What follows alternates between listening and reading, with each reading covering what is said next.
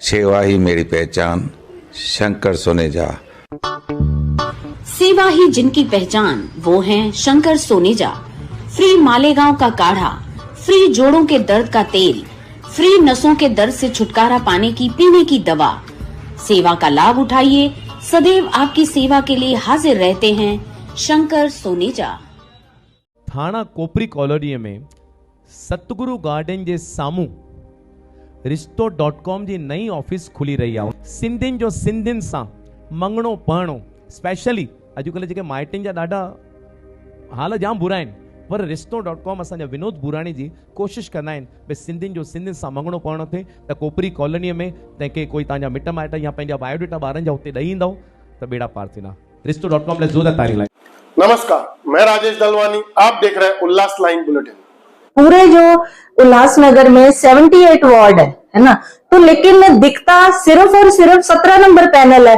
तो सबसे पहले तो यही हमारी ताकत है। और अगर विकास की बात करें तो जितना विकास आज मैं आपके चैनल के जरिए खुला चैलेंज देती हूँ। पैनल नंबर 17 में विकास के मुद्दों पर बात करते हुए राष्ट्रवादी कांग्रेस पार्टी अजीत पवार गठ की नेता सोनिया दामी ने विरोधियों की आलोचना और आरोपों पर तीखी प्रतिक्रिया देते हुए सभी को खुली चुनौती दे दी है। आइए आगे जानते हैं क्या चुनौती दी है सोनिया दामी जी ने। दरअसल उल्लासनगर में आगामी महानगर पालिका चुनाव से पहले राजनीतिक माहौल तेज होता नजर आ रहा है। राष्ट्रवादी कांग्रेस पार्टी अजीत पवार गठ की प्रदेश महासचिव सोनिया दामी ने विकास को लेकर उल्लास लाइन बुलेटिन को दिए गए एक इंटरव्यू के दौरान खुली चुनौती देकर सियासी हलकों में हलचल मचा दी है। सोनिया दामी जी का कहना है कि वर्ष 2017 से 2020 की अवधि के दौरान उल्लासनगर महानगर पालिका के कुल 78 नगर सेवकों में से अगर किसी भी नगर सेवक ने पैनल नंबर 17 के पूर्व नगर सेवक और राष्ट्रवादी कांग्रेस के शहर अध्यक्ष भरत गंगोत्री जी से अधिक विकास कार्य किए हों तो उसके ठोस प्रमाण सामने लाए। उन्होंने यह भी साफ कहा कि यदि ऐसा साबित होता है तो भरत गंगोत्री चुनाव नहीं लड़ेंगे। आपको बता दें 15 जनवरी को उल्लासनगर महानगर पालिका चुनाव की घोषणा के बाद नामांकन प्रक्रिया अब शुरू हो चुकी है। इसी पृष्ठभूमि में सोनिया दामी जी का यह बयान राजनीतिक रूप से काफी अहम माना जा रहा है। चुनाव को लेकर राष्ट्रवादी कांग्रेस पार्टी अजीत पवार गठ की महायुति में गठबंधन से जुड़े सवालों पर जब उनसे पूछा गया तो उन्होंने कोई स्पष्ट जवाब तो नहीं दिया और सस्पेंस बनाए रखा। पैनल नंबर 17 को राष्ट्रवादी कांग्रेस पार्टी का गढ़ माना जाता है। यहाँ से शहर अध्यक्ष भरत गंगोत्री चुनाव लड़ते हैं और वे पैनल नंबर 17 के ही पूर्व नगर सेवक रह चुके हैं और लगातार पैनल विकास को लेकर वे चर्चा में रहे हैं। हालांकि विरोधियों द्वारा उनके कार्य की आलोचना भी की जाती रही है। इस पर प्रतिक्रिया देते हुए सोनिया दामी ने कहा कि शहर में 78 वार्ड होने के बावजूद सभी को केवल पैनल नंबर 17 ही नजर आता है और यही राष्ट्रवादी की सबसे बड़ी ताकत है। दामी जी ने इंटरव्यू के दौरान भरत गंगोत्री द्वारा शहर हित में किए गए विभिन्न कार्यों का भी उल्लेख किया और कहा कि उन्हीं कार्यों की वजह से पैनल नंबर 17 आज भी चर्चा का केंद्र बना हुआ है। उल्लासनगर महापालिका के चुनाव के साथ साथ महाराष्ट्र में सभी महापालिकाओं के चुनाव भी बिल्कुल बच चुका है। अब हम उल्लासनगर की बात करेंगे, उल्लासनगर में है तो सबसे पहले आप आपसे जानना चाहेंगे क्योंकि आप प्रदेश की महासचिव राष्ट्रवादी कांग्रेस पार्टी अजीत पवार गठ से, तो आगे की रणनीति मतलब जो गठबंधन है उसे लेकर शहरवासियों को क्या बताएंगे?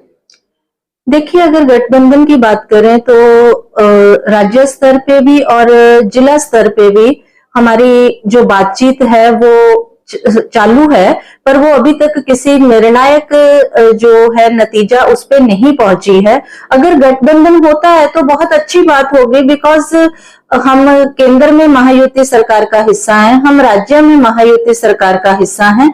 अगर जिला पद्धर पे भी होगी तो उसका फायदा महायुति सरकार को ही होगा। और अगर गठबंधन नहीं भी होता है तो भी पिछले दिनों राष्ट्रवादी कांग्रेस पक्ष के ये कार्यालय में बहुत सारे इच्छुक उम्मीदवारों ने, मैं समझती हूँ आई थिंक 116 के आसपास लोगों ने इंटरव्यू दी है, क्योंकि हमारे पास हमारी जो सबसे बड़ी ताकत है वो हमारा सिंबल है घड़ियाल। और उस पे विश्वास जताते हुए, जिलाध्यक्ष गंगोत्री जी पे विश्वास जताते हुए बहुत सारे लोग अपनी इच्छा जाहिर की है। तो हम अगर तो गठबंधन हो गया तो बहुत अच्छी बात है, महायुति सरकार को उसका फायदा होने ही वाला है। और अगर नहीं भी हुआ तो भी राष्ट्रवादी कांग्रेस पक्ष पूरी तरह सक्षम है 1 नंबर से 5 नंबर तक लड़ने के लिए। हम यहाँ पर यह भी आपसे जानना चाहेंगे, अगर गठबंधन हो जाता है तो जो सीट बंटवारा है उसकी माथापच्ची जो भी कुछ शेयरिंग है, सीट शेयरिंग है, वो कैसे हो पाएगा? देखिए, उसकी अभी बात करना तो मुझे लगता है कि जरूरी नहीं है। तो पहले पहला स्टेप क्लियर होने जाने दो, बाद में सभी पक्षों के वरिष्ठ बैठ के अगर गठबंधन होता है तो इस पे निर्णय ले सकते हैं। उल्लासनगर से राष्ट्रवादी अजीत पवार गढ़ कितने सीट का दावा कर सकता है गठबंधन में? देखिए, वो अभी तय होना जो है वो कठिन है। हम आने वाले समय में इसकी आपको जानकारी दे देंगे। गठबंधन को लेकर क्या आपकी लोकल लेवल पर, चाहे वो शिवसेना हो, शिंदे सेना या बीजेपी हो, इनसे कोई बैठक, कोई बातचीत? नहीं, इनकी सेना के साथ हमारी जो है वो जिलाध्यक्ष से जो है इस विषय पे जो चर्चा है वो फोन पे 1-2 बार हुई है, वो पर अभी तक कोई निर्णायक नतीजे तक नहीं पहुंची है। मैडम, अब आपसे शहर की राजनीति को लेकर हम जानना चाहेंगे कि राष्ट्रवादी की, अजीत पवार गढ़ की जो घर माना जाता है वो 17 नंबर पैनल है, जहां पर आपके जो जिला अध्यक्ष है, शहर अध्यक्ष है, भरत गंगोत्री, वह चुनाव कॉन्टेस्ट करते हैं। तो इन चीजों को आप कैसे देखते हो? क्या 17 नंबर पैनल में राष्ट्रवादी कांग्रेस पार्टी ने, आपके शहर अध्यक्ष ने पिछले समय से कुछ विकास कार्य किए हैं? क्योंकि लगातार उनकी भूमिका पर सवाल उठते हैं। देखिए, आप अगर 17 नंबर पैनल की बात करूं तो मैं आपके ही चैनल के जरिए या और सोशल मीडिया प्लेटफॉर्म पे हमेशा ही ज्यादातर चर्चा जो है वो 17 नंबर पैनल की ही सुनने को मिलती है। मुझे समझ में ये बात नहीं आती कि पूरे जो उल्लासनगर में 78 वार्ड है ना, तो लेकिन दिखता सिर्फ और सिर्फ 17 नंबर पैनल है। तो सबसे पहले तो यही हमारी ताकत है। अगर हम ताकत की बात करें ना, तो ये जो हमारा विरोध है ना, यही हमारी ताकत है।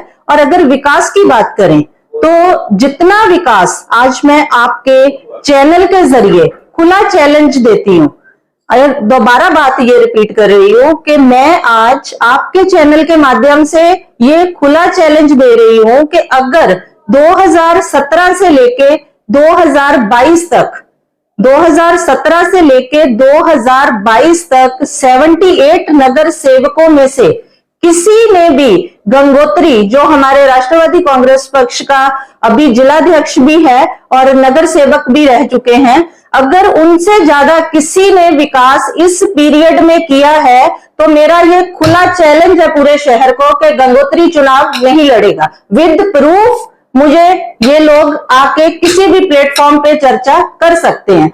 अगर विकास की बात करो, आप विद प्रूफ बिना विकास किए अभी उन लोगों को विकास दिखेगा कैसे जो बोलते हैं कि शैतान लोगों की तरह रात के अंधेरे में निकलते हैं गलियों में, उनको किधर से विकास दिखेगा? हमें तो दिख रहा है। हमें तो आप महाराष्ट्र नेताजी पे स्टोर है, महाराष्ट्र जनरल स्टोर, आप उधर खड़े होके जरा A1 पानीपुरी वाले एरिया में नजर मारो, पहले का क्या चित्र था और आज का क्या चित्र है। साफ दिख रहा है विकास। तो जिनको नहीं दिख रहा है ना, वो जानबूझ के आंखों पे पट्टी बांध के चल रहे हैं, या ये जानबूझ के विरोध करने का एक जरिया अपना रहे हैं। और यही समझती हूं मैं कि यही लोग सही मायने में हमारे समाज के दुश्मन हैं, यही हमारे बच्चों के आने वाले भविष्य के दुश्मन हैं। तो आने वाले समय में चुनावों में मेरी जनता से ये आज मैंने वो पोस्ट भी डाली है कि ऐसे जो दलाल लोग गली गली में घूम रहे हैं उनसे थोड़ा बच के रहें। और रही गंगोत्री के विकास की बात, सबसे पहले मुझे ये बताइए कि अगर दुख सुख में अगर पानी की किल्लत आई तो अपने प्राइवेट प्रॉपर्टी पे उसने कुआं खुदवा के पूरे सिर्फ पैनल तक ही नहीं पूरे शहर तक विकास किया। तो और कैसा विकास चाहिए और कैसा दुख दर्द में बंदा आपके साथ रुकना चाहिए। अगर उसके बाद की बात आई, कोविड की बात आई, कोविड में विद प्रूफ गवर्नमेंट ने उसको ऑफिशियली विद प्रूफ सर्टिफिकेट दिए हैं। कोविड में जितनी सेवा हुई उसका सर्टिफिकेट तहसीलदार कार्यालय मिला। इतने टाइम से हमारे कुल देवता झूलेलाल साईं की जोत जल रही है, वो किधर से हमें सर्टिफिकेट मिला जो गिनीज बुक ऑफ रिकॉर्ड में शामिल हुई। तो अगर ऐसे पर्सन का भी विरोध कर रहे हैं जो लोग, तो वो सही मायने में वही हमारे समाज के दुश्मन हैं। और हर समय हमने टाइम टू टाइम राष्ट्रवादी कांग्रेस पक्ष के इस नगर सेवक ने लोगों का साथ दिया है, जनता का साथ दिया है और समाज का भी साथ दिया है।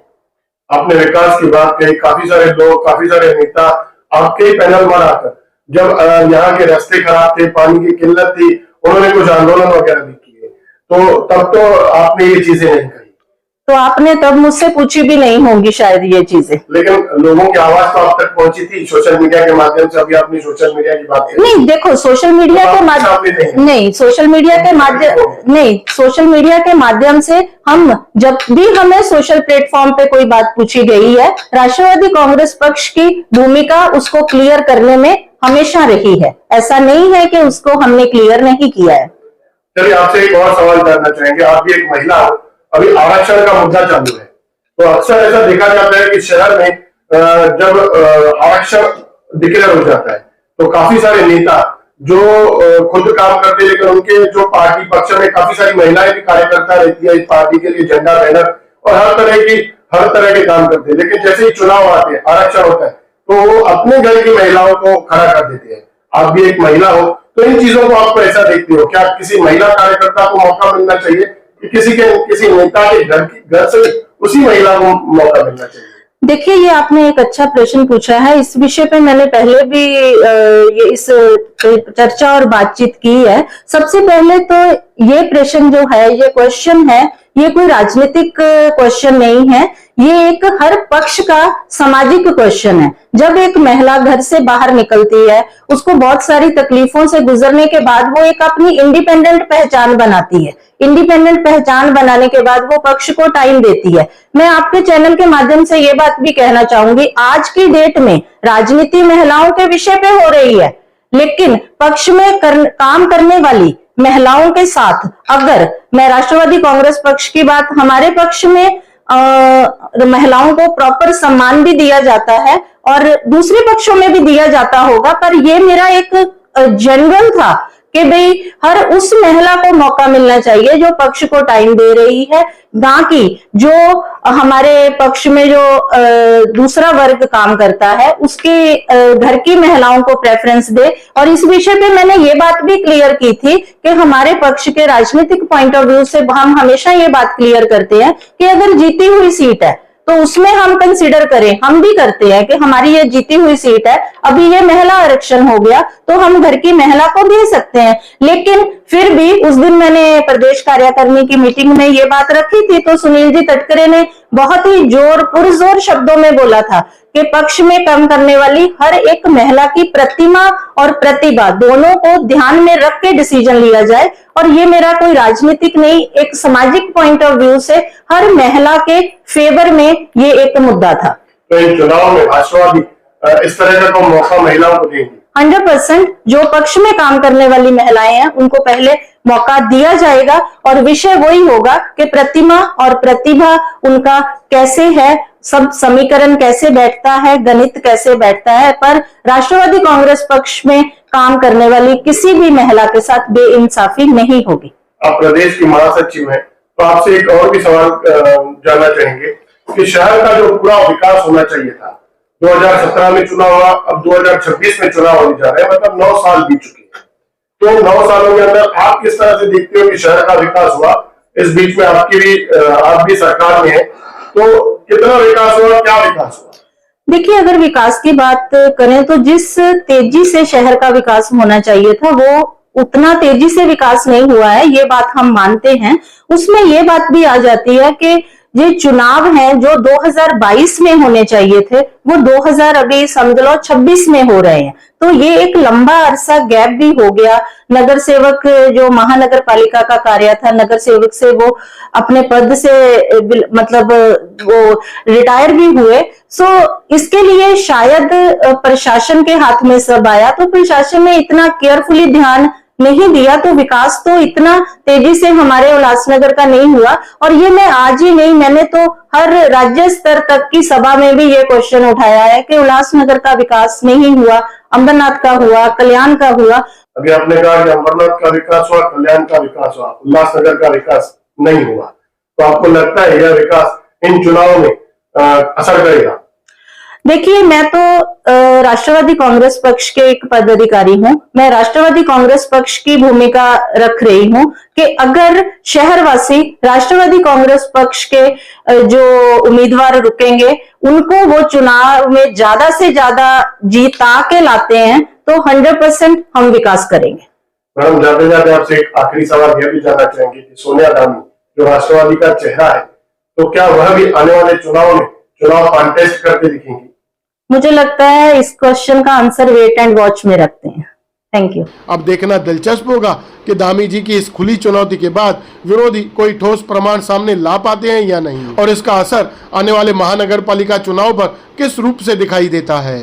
ब्यूरो रिपोर्ट, उल्लास लाइन बुलेटिन, उल्लासनगर। उल्लास लाइन बुलेटिन को सब्सक्राइब करें, बेल आइकॉन दबाएं और देखिए उल्लास लाइन बुलेटिन की न्यूज़ सबसे पहले आपके मोबाइल पर।